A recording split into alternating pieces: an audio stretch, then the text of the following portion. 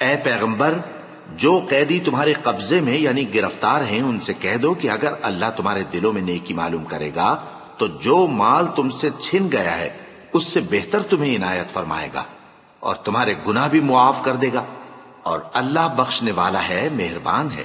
اور اگر یہ لوگ تم سے دغا کرنا چاہیں گے تو یہ پہلے ہی اللہ سے دغا کر چکے ہیں، تو اس نے ان کو تمہارے قبضے میں کر دیا، اور اللہ دانا ہے، حکمت والا ہے۔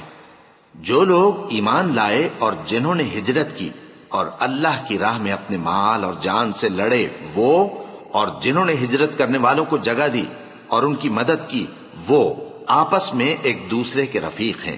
اور جو لوگ ایمان تو لے آئے لیکن ہجرت نہیں کی، تو جب تک وہ ہجرت نہ کریں تم کو ان کی رفاقت سے کچھ سروکار نہیں، اور اگر وہ تم سے دین کے معاملات میں مدد طلب کریں تو تم کو مدد کرنی لازم ہے، مگر ان لوگوں کے مقابلے میں کہ تم میں اور ان میں صلح کا عہد ہو مدد نہیں کرنی چاہیے، اور اللہ تمہارے سب کاموں کو دیکھ رہا ہے۔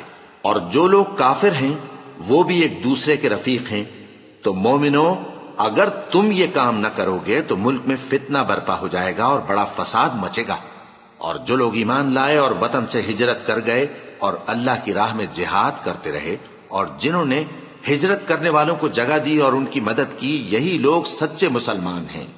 ان کے لیے اللہ کے ہاں بخشش اور عزت کی روزی ہے۔